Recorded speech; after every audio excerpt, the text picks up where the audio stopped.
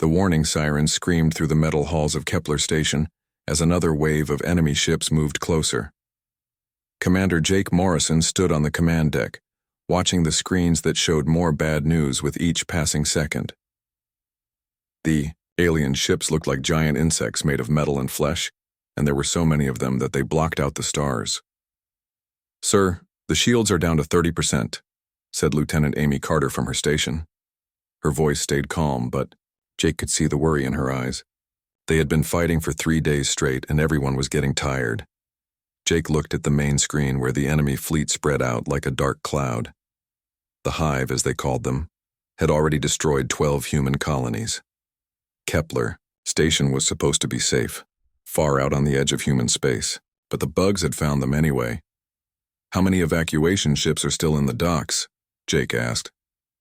7 ships with about 3,000 people, Amy replied. "But they can't launch with all those enemy fighters out there." Jake's jaw tightened. 3,000 people who trusted him to keep them safe. He turned to the communications officer. "Get me Captain Brooks on the Defiant." The screen flickered and Captain Lisa Brooks appeared. Her ship was the last defense cruiser they had left. Behind her, Jake could see sparks flying from damaged systems. "Jake, we're barely holding together out here," she said.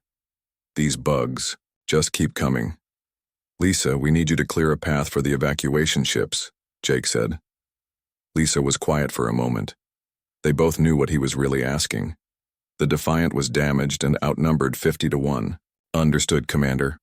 It's been an honor serving with you." Jake watched on the screen as the Defiant turned toward the massive Hive mothership. The enemy ship was 3 times bigger than anything humans had ever built. Its surface crawled with smaller ships like bugs on a corpse. "All evacuation ships prepare for immediate launch," Jake announced over the station's speakers. "The Defiant is making us a window." On the screen, the Defiant charged forward, all weapons firing. Its railguns sent streams of metal into the enemy fleet while its missiles exploded in bright flashes. But the bugs barely seemed to notice. Their return fire tore holes in the human ship's armor. "Lisa, get out of there," Jake said into his microphone. "Negative, Jake. Tell my family I was thinking of them." Lisa's voice came through the static. "All power to engines. Ramming speed." The Defiant slammed into the side of the mothership like a bullet hitting a wall. The explosion lit up space for several seconds, bright enough to hurt the eyes. When the light faded, there was a black hole burned into the mothership's side. But the giant ship was still alive, still moving. "Launch the evacuation ships now," Jake ordered. 7 small ships shot out from the station's docks, racing for the edge of the system. Some of the bug fighters chased them, but most stayed focused on the station. Jake watched until the evacuation ships disappeared into hyperspace. At least some people would live to tell what happened here. "Sir, they're cutting through the outer hull in Section 7 and 12, reported Chief Engineer Sam Rodriguez over the radio. "I'm sealing what I can, but they'll be inside in 10 minutes. Jake turned to Amy. "Distribute all remaining weapons to the crew. Everyone who can hold a gun gets one." The station shook as more enemy fire hit the shields. On the screen, Jake could see the bug ships moving closer. Each one was different, like they grew instead of being built. Some had long arms that ended in cutting tools. Others carried weapons that shot streams of acid. Dr. Kate Phillips's voice came over the radio from the medical bay. "Commander, I'm moving the wounded to the central core. It's the most protected area we have." "Good thinking, Kate," Jake replied. "How many can you save?" "Maybe 40 people if we're lucky," she said. "The rest of us will have to make our stand. Where we are." Amy looked at Jake. "Sir, shouldn't we surrender? Maybe they'll let some of us live?" Jake shook his head. "The bugs don't take prisoners, Amy. Every world they've hit, every ship they've captured, no survivors, ever." The lights flickered as another blast hit the station. Through the windows, Jake could see the bug ships getting ready to dock with the station. Their cutting tools glowed red-hot as they prepared to slice through the metal walls. "Sam, boost the distress beacon as much as you can," Jake ordered. "If anyone out there can hear us, they need to know what happened here." "Already on it, sir," Sam replied. "I'm putting everything we have into it. The signal should reach pretty far into space." Jake picked up his rifle and checked the ammunition. Around the command deck, his crew did the same. They all knew this. It was probably their last hour alive, but they were human, and humans didn't give up without a fight. The first sounds of cutting came through the walls. Long screeching noises as the bug tool sliced through metal like it was paper. Orange sparks fell from the ceiling where they were cutting from above. "All stations, this is Commander Morrison," Jake announced to the whole station. "They're coming through the hull now. Remember your training. Aim for the joints in their armor. Don't let them take you alive. Make every shot count." Amy stood next to him, her weapon ready. "Sir, it's been an honor." "Same here, Amy," Jake replied. "Same here." The cutting sounds got louder. Soon, chunks of metal would fall away, and the bugs would pour through. Jake thought about Earth, about the blue skies and green fields he might never see again. He thought about all the people depending on them to hold the line. The station shook again, harder this time. Warning lights flashed, red all over the command deck. Outside, the bug fleet moved closer, ready to finish what they started. Jake raised his weapon and waited for the enemy to break through. Behind him, his crew did the same. They were scared, tired, and outnumbered. But they were still human, and they would fight until the very end. Far away in the deep darkness of space, something that had been sleeping began to wake up. The USS Vengeance drifted between the stars, so far from home that Earth was just a memory. Captain Alex Turner sat in his command chair, staring at screens that showed nothing but empty space. His ship had been out here for 5 years, hunting the bugs in places where no other human had ever gone. The Vengeance looked different from other human ships. Long scars covered its hull where bug weapons had hit it. Parts of it had been rebuilt with metal taken from destroyed enemy ships. Alex's crew had learned to fix their ship with whatever they could find, because there were no supply ships this far out. "Captain, we're picking up something," said Navigator Grace Kelly.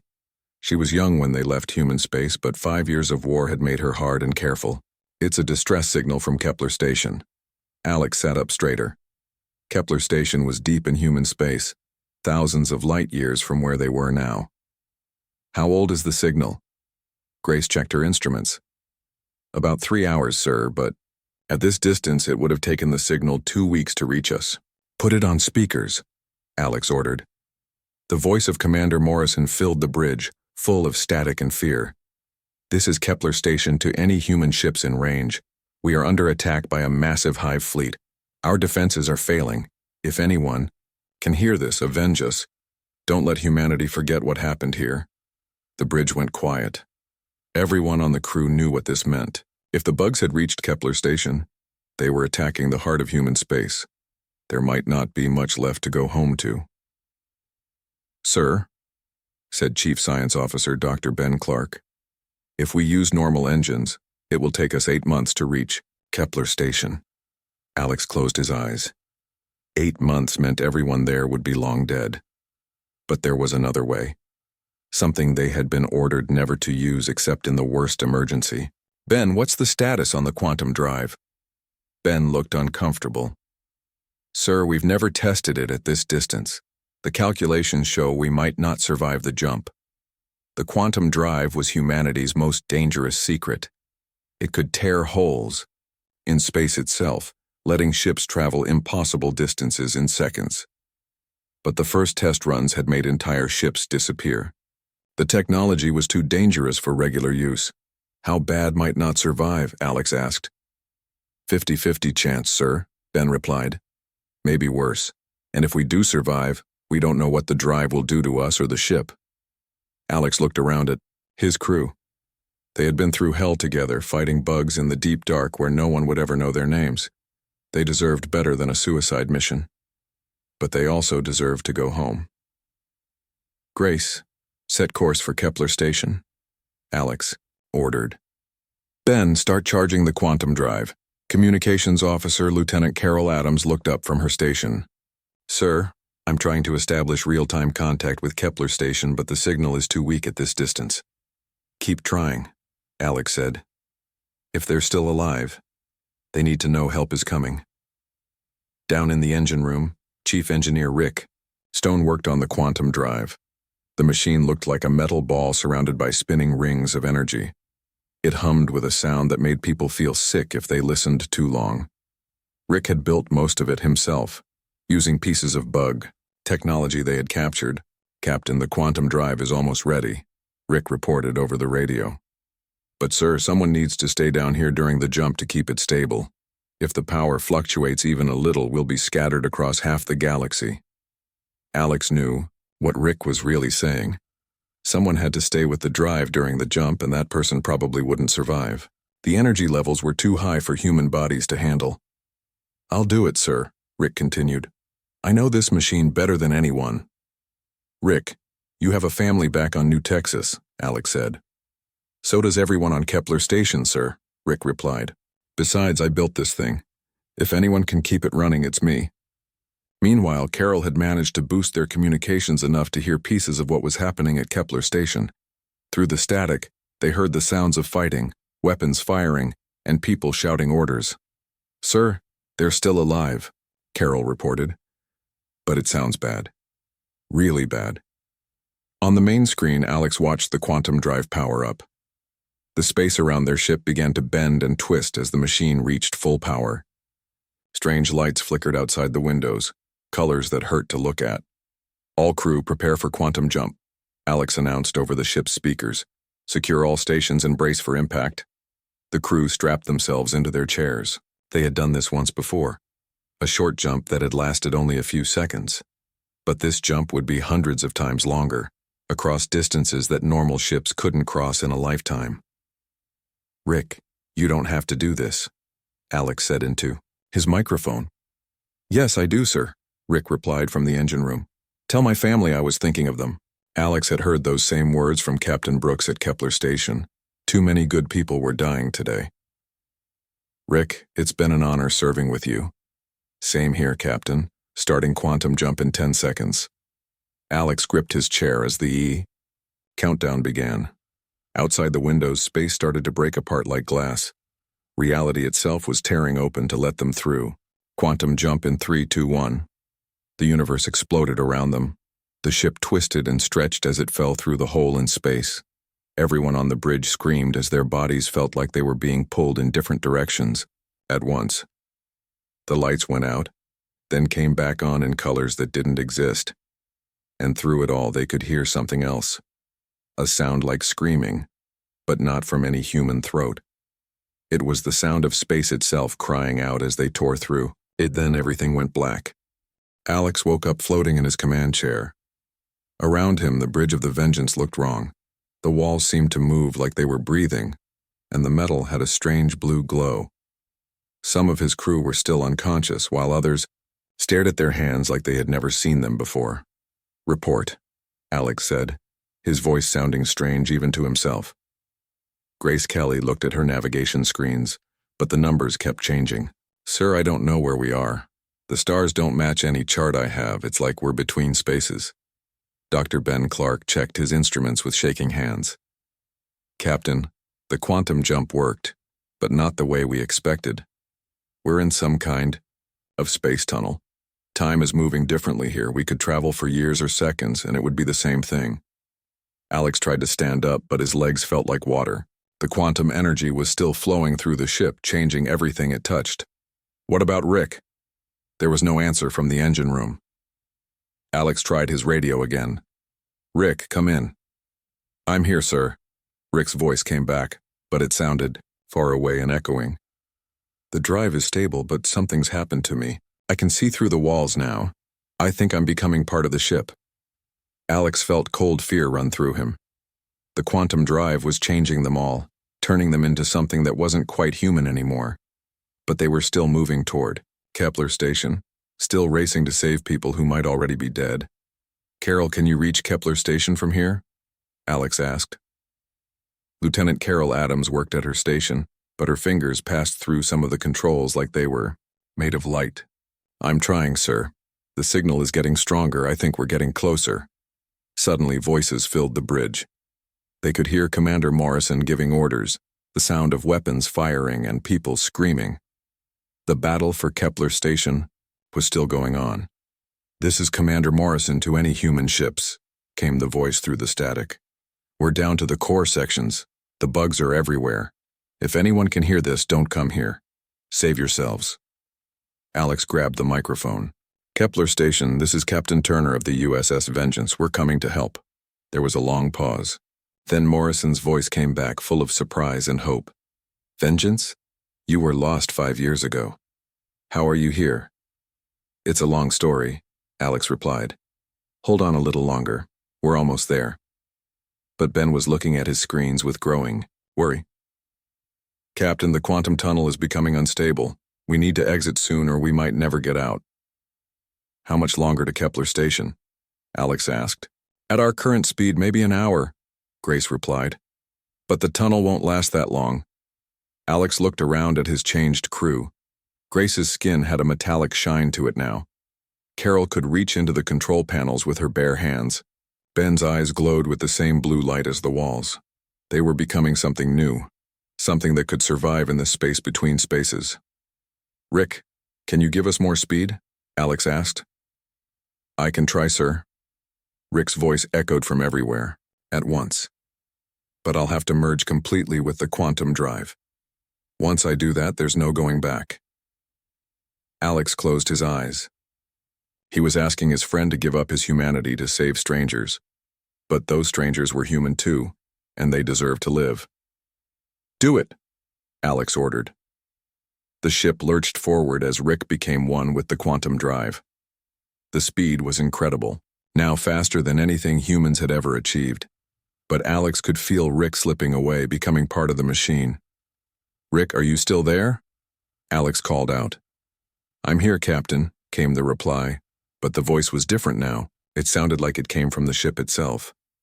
"I can see everything now, past, present, future. I can see Kepler Station." "What do you see?" Alex asked. "They're dying, sir. But they're still fighting. Commander Morrison has maybe 50 people left. They're trapped in the central core and the bugs are cutting through the last defenses." Alex felt anger burning in his chest. The bugs had taken everything from humanity. Colony after colony, ship after ship. Now they were about to take Kepler Station too. "Rick, prepare for emergency exit from the quantum tunnel," Alex ordered. "Put us right on top of the bug fleet." "Sir, an emergency exit will damage the ship," Ben warned. "We might not survive." "We're already changed," Alex replied. "Maybe we can use that against the bugs." The ship shook as it prepared to tear back into normal space. Through the quantum tunnel, Alex could see flashes of the battle at Kepler Station. The bugs had surrounded the station like vultures around a dying animal. "All crew prepare for combat," Alex announced. "We're going to hit them fast and hard." Grace looked at her captain. "Sir, what are we now?" Alex looked at his hands. They seemed solid, but when he concentrated, he could see through them. The quantum energy had changed them all, made them into something between human and machine. "We're what humanity becomes when it has nothing left to lose," he replied. The ship's weapon systems came online, but they were different now. The quantum energy had fused with the railguns and missile launchers. The weapons hummed with power that could tear holes in reality itself. "Exiting quantum tunnel in 10 seconds, Rick's voice announced from the ship's speakers. Alex gripped his chair as space began to tear open around them. On the other side, he could see the bug fleet surrounding Kepler Station. The aliens had no idea what was about to hit them. "For Rick," Alex said quietly. "For Captain Brooks. For everyone we've lost." The universe cracked open like an egg, and the USS Vengeance burst through into normal space. But it was no longer the ship that had entered the quantum tunnel. It was something new, something angry, something that howled with the voices of every human who had ever died fighting the bugs. The real battle was about to begin. Space around Kepler Station exploded in light and thunder as reality tore open. The USS Vengeance burst through the quantum tear like a bullet through paper, but it was no longer the ship that had disappeared into the void 5 years ago. Its hull pulsed with blue energy that hurt to look at. Strange patterns crawled across its surface like living things. The bug fleet turned toward this new threat, confused by the impossible appearance of a human ship where none should exist. Their mothership, still burning from Captain Brooks's sacrifice, redirected its weapons toward the newcomer.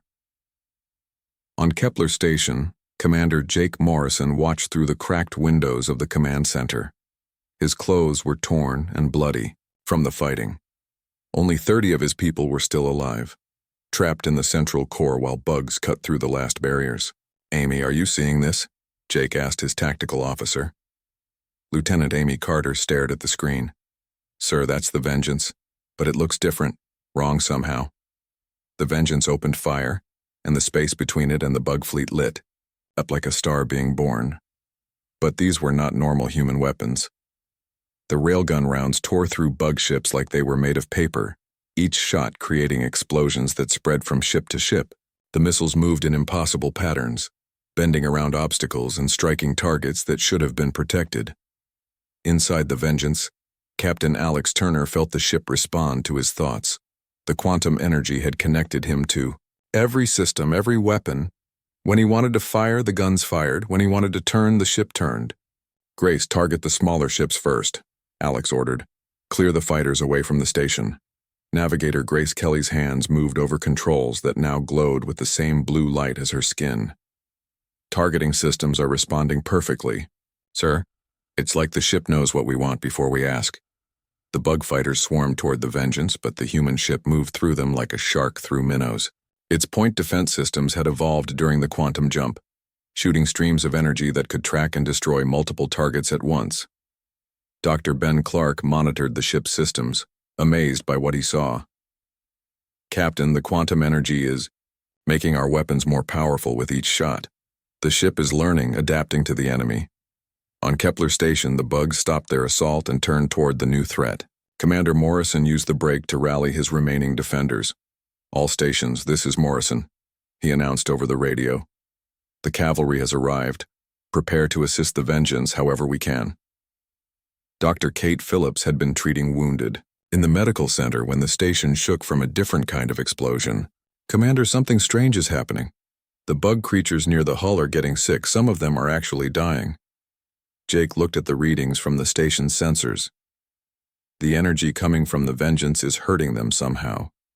"Amy, can we boost our shields to reflect that energy through the station?" "I can try, sir," Amy replied, working at her damaged console. "If we reverse the shield polarity, we might be able to spread the quantum energy through our hull." Meanwhile, the Vengeance continued its deadly dance with the bug fleet. The alien ships tried to surround it, but the human ship seemed to exist in several places at once. Alex watched as his weapons tore through bug cruisers that had destroyed entire human colonies. "Carol, try to contact Commander Morrison directly," Alex ordered. Lieutenant Carol Adams worked at her station, her hands now able to interface directly with the quantum-enhanced communications. "I've got him, sir." Jake Morrison's face appeared on the main screen, tired and bloodied but still determined. "Captain Turner, we thought you were dead." "We were," Alex replied. "Now we're something else. Morrison, we're reading quantum energy signatures throughout your station. Are your people safe?" "The energy seems to be hurting the bugs more than us," Jake replied. "Dr. Phillips thinks it's toxic to their biology." Alex felt a cold smile cross his face. The quantum energy that had changed his crew was poison to the bugs. "Morrison, we're going to overload our quantum drive. The explosion will sterilize this entire system of bug presence, but you need to get your people to the most shielded part of the station." "Understood," Jake replied. "How long do we have?" Alex looked at his crew. They were barely human anymore, existing more as energy than flesh, but they still had a choice to make. "Ben, how long to overload the drive?" Alex asked. 10 minutes, sir," Ben replied. "But Captain, the explosion will destroy us too." "I know," Alex said quietly. Then louder, "Rick, are you still with us?" The voice of Rick Stone came from everywhere at once, no longer quite human but still recognizably their friend. "I'm here, Captain. I can phase the crew out of normal space. During the explosion, you'll be able to evacuate to the station." "What about you?" Alex asked. "I'm part of the ship now, sir. Where it goes, I go." The bug mothership had finally had enough. It turned its full attention to the Vengeance, firing weapons that could crack planets. But the human ship absorbed the damage, its quantum-enhanced hull actually growing stronger under fire. All crew, prepare for final phase, Alex announced. We're going to teach these bugs what happens when they mess with humanity. The Vengeance charged directly toward the mothership, all weapons firing. The space between them filled with explosions as the two ships traded devastating blows. But the human ship was changing, evolving, becoming something the bugs had never seen before. Morrison, we're starting the overload now, Alex reported to Kepler Station. Get your people to safety.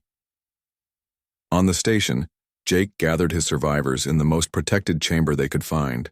Through the walls they could hear the bugs retreating, fleeing from the quantum energy that was spreading through the structure. Amy, are the evacuation ships still in the system? Jake asked. 3 of them turned back when they detected the Vengeance, Amy replied. They're standing by to assist. Alex watched as his ship closed with the bug mothership. The alien vessel was massive, but it was also dying. The quantum energy was eating through its bio-armor like acid. Rick, begin crew phase out, Alex ordered. One by one his crew began to shimmer and fade as Rick shifted them out of normal space. Grace was the last to go, giving Alex a salute before she disappeared. See you on the other side, Captain, she said. Alex sat alone on the bridge as the quantum drive reached critical overload. Through the windows he could see the bug fleet trying to escape, but they were too slow. The explosion would catch them all. This is Captain Turner to all human ships, he broadcast on all frequencies. The bugs wanted a war. Let's give them one they'll never forget. The USS Vengeance slammed into the side of the bug mothership just as the quantum drive exploded. Light brighter than a sun filled the space around Kepler Station, and the howl of tortured reality echoed across the galaxy. The explosion lit up half the galaxy. When the light finally faded, the space around Kepler Station was empty except for drifting debris. The massive bug fleet was gone, erased from existence by quantum fire. The mothership that had seemed unstoppable was nothing but scattered atoms floating in the void. Commander Jake Morrison stood in the damaged command center of Kepler Station, staring out at the empty space where moments before, hundreds of enemy ships had blocked out the stars. His tactical officer, Lieutenant Amy Carter, worked at her console with shaking hands. Sir, I'm reading quantum signatures throughout the station, Amy reported, but they're fading fast. Around them, the air shimmered as figures began to appear. Captain Alex Turner materialized first, followed by his crew. They looked solid but moved like ghosts, their bodies glowing with faint blue light. Morrison, Alex said, his voice echoing strangely. Is your station secure? Jake nodded, still not quite believing what he was seeing. The bugs that were already inside are dead. Whatever that quantum energy was, it killed them all. Dr. Kate Phillips rushed into the command center, her medical scanner beeping frantically as she pointed it at Turner's crew. Commander, these readings don't make sense. They're alive, but not in any way I understand. Alex looked at his hands, watching them flicker between solid and transparent. We are not exactly human anymore, Doctor. The quantum jump changed us. We exist between spaces now. Sir, Amy called out, I'm detecting ships on the edge of the system, multiple contacts, and they're human. On the main screen, Jake watched as a small fleet of human ships dropped out of hyperspace. 3 evacuation vessels that had fled the battle, followed by 2 destroyers and a heavy cruiser. More ships appeared every few minutes, drawn by the quantum explosion that had lit up sensor screens across half the galaxy. This is Admiral Susan Hayes aboard the UHS Intrepid, came a voice over the radio. Kepler Station, please respond. Jake activated the communications. Admiral, this is Commander Morrison. Kepler Station is secure, but we've taken heavy damage. Morrison, our sensors show an enormous quantum detonation at your location. What's your status? Jake looked at Captain Turner, who nodded. Admiral, we had unexpected help. The USS Vengeance found us. There was a long pause. Commander, the Vengeance was lost 5 years ago. We were, Alex said, stepping forward to the microphone. This is Captain Turner, Admiral. We've been fighting the bugs in deep space. When we heard the distress call, we came as fast as we could. Captain Turner, how did you reach Kepler Station so quickly? You were reported missing in the Outer Rim. Alex exchanged glances with his crew. How could they explain what they had become? We used experimental technology, Admiral. The details are classified, but we can share what we learned about fighting the bugs. More human ships continued to arrive, drawn by the massive explosion. Within hours, there were 50 vessels in the system, the largest gathering of human military power in months. Admiral Hayes transported over to Kepler Station with a small team of officers. When she saw Turner and his crew, her expression changed from confusion to concern. "Captain, you and your people look—" She paused, searching for words. "Different," Alex finished. "The quantum drive changed us, Admiral.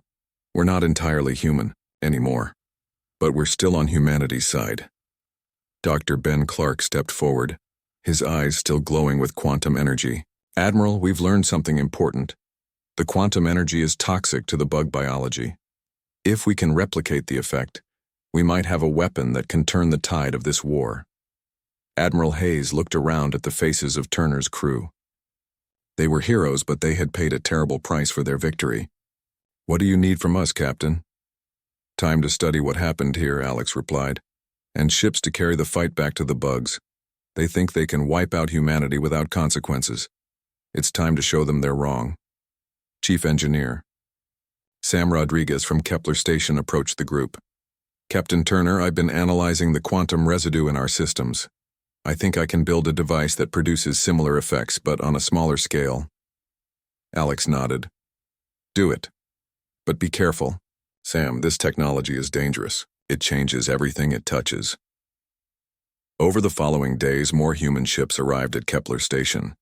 Word of the victory had spread through human space faster than any official communication. For the first time in months, humanity had won a major battle against the bugs. Grace Kelly worked with the station's navigation teams, sharing what the Vengeance had learned about bug fleet movements in deep space. Carol Adams helped boost the station's communications, using her quantum-enhanced abilities to reach human colonies that had been cut off for weeks. But it was Rick Stone who made the biggest difference. Though he was no longer quite human, he worked with Sam Rodriguez to build the first quantum resonance weapons. The new devices could create small quantum fields that would disrupt bug biology without harming human technology. "It's not as powerful as what the Vengeance did," Sam explained to Admiral Hayes, "but it should be enough to give our ships an edge in battle." Jake Morrison stood in his rebuilt command center, watching as supply ships transferred the new weapons to the human fleet. Kepler Station was becoming a symbol of human resistance, proof that the bugs could be beaten. "Sir," Amy Carter said from her station, "long-range sensors are detecting bug movements in 3 nearby systems. It looks like they're regrouping for another attack." Jake smiled grimly. "Let them come. This time we'll be ready." Captain Turner appeared next to him, his form flickering slightly. "Morrison, my crew and I will be moving on soon. There are other battles to fight, other human colonies that need help." "Where will you go?" Jake asked. "Wherever the bugs think they're safe," Alex replied. "We exist between spaces now. We can go places and do things that normal ships can't. The bugs wanted to hunt humanity to extinction. Now they get to learn what it feels like to be prey." As the human fleet prepared to depart Kepler Station, Admiral Hayes sent out a message that would be remembered for generations. To all human colonies, all human ships, all human fighters still standing against the darkness. Her voice carried across the galaxy. "Today we learned that when humanity is pushed to the edge, we don't break. We adapt, we evolve, and we push back." The message continued. The enemy thought they could destroy us world by world, ship by ship, until nothing was left. But they were wrong. When all seemed lost, a human warship emerged, howling from the void. And now we're all going to howl back. Jake Morrison watched the fleet jump to hyperspace, carrying the new quantum weapons to human colonies across the galaxy. In the distance, he could see the shimmer of the Vengeance as it phased back into the quantum realm, ready to appear wherever the bugs thought they were winning. The war was far from over. But for the first time since the fighting began, humanity was not just surviving. They were fighting back, and the sound of their defiance echoed across the stars like the howl of a pack that had found its fangs.